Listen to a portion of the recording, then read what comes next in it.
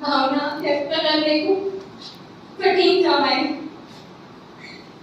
आणि त्यातही मला मिळालेली शाळा 16 विद्यार्थ्यांची शाळा, एवढेसे विद्यार्थी असून एवढा जीव लावला